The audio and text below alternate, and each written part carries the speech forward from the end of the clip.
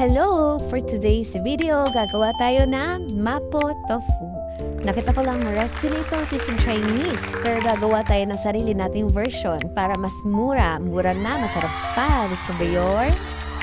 So mag-ready na tayo ng onion leeks, star anise, pamintang buog, ginger, onion, bawang at daon ng laurel. Igigisa natin lahat ito at isasala dahil yung oil lang ang gagamitin natin. Pangdagdag lasa at pagpapabango lang ng oil ang procedure na ito. Next, mag-ready tayo ng pinatayong pulang sili at pamintang buo. Igigisa natin ito sa oil. Bagong oil ang gagamitin ha. At dito naman ay gagamitin lang natin yung sili at pamintang buo. At tudurugin natin ito after igisa para maging powder. Ready na din tayo ng giniling na baboy. Mas masarap sana pag beef kasang baboy lang meron ako eh. Anak ng tokwa, munti ka na makalimutan ng main ingredient. Char! Mag-ready na tayo dito ng tokwa. Mag-ready na rin tayo ng starch water. Mag-ready na din tayo ng shiitake mushroom at ibabad sa hot water. Yung tubig na pinagbabada ng mushroom, ayun ang gagamitin natin para pandagdag lasa din ng mapo tofu. Mag-ready na din tayo ng soy sauce at fermented black beans. Ang gamit ko dito ay silver swan.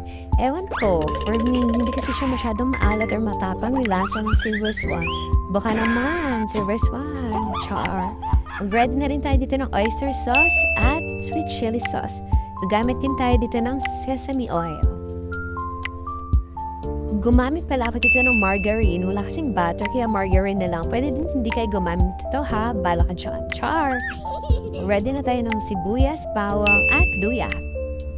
Gumamit din pala ako dito ng spring onions, asukal, asin, at pamintang pino.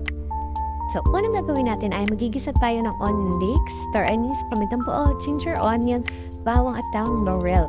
I-set aside natin ito after igisa dahil yung oil lang ang gagamitin natin. Sobrang bango nito at pandagdag lasa din sa kahit ano pang iluto ninyo.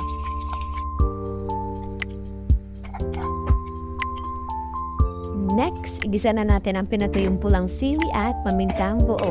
Bagong oil ang ginamit ko dito ha, at ito naman ay gagamitin lang natin yung sili at pamintang buo. At dudurug-durugin natin ito after igisa para maging powder. Kayo nang bahala kung gaano kadami ang ilagay ng sili ha. Ako kasi, mahilig kasi ako sa spicy. Parang hindi masarap food trip pag hindi spicy. Kayo din ba or ako lang to? Char! Ready na tayo magluto ng mapo tofu. Igisa na natin ang bawang, sibuyas at luya at yung chili flakes na ginawa natin kanina. Ang ginamit ko pa ng oil dito ay fragrant oil or aromatic oil na ginawa natin kanina. Naglagay din pala ako dito ng margarine. Wala kasi akong butter kaya margarine na lang. Ewan ko, for me, parang nangungkot ng gisa pag walang butter or margarine. Pero pag hindi nyo bet, skip nyo na lang. Next, igisa na rin natin ang fermented black beans. Next, ibusa natin yung water na pinagbabada ng shiitake mushrooms. Huwag natin itapon yung mushrooms ha. Ihiwa-hiwain natin to mamaya at isasama natin ito sa mapo tofu. Next, ilagay na natin ang giniling na baboy. Mas masarap sana kung giniling na baka. Pero okay na to, sobrang masarap din naman. Wala kasing available sa palengke kanina eh. Next, maglagay na tayo ng oyster sauce at soy sauce.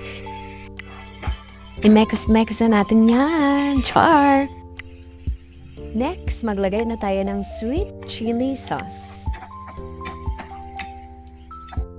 Yung mga nilalagay kong spices and sauce ay modified according to my taste and liking. O, diba, mga mala chef RV Manabat, yung mga ninyahan na gano'n. Wow! Next, ilagay na natin ng mushrooms. Mekas-mekas ulit natin insan ha. Char! At syempre, ang star ng recipe na ito, tokwa. Lagyan na natin ang tofu. Yummy! Antayin lang natin itong kumulo at ilagay na natin ang starch water. Okay na sa akin yung gantong consistency ng sauce. Ikaw bahala ka na kung gaano kalapot ang gusto mo. Maglagay na tayo ng sesame oil. Sabi sa napanood kong Chinese na chef, kailangan daw i-add ang sesame oil pag patapos na ang pagluluto or nailagay na lahat ng ingredients. 2% preserve its delicate flavors.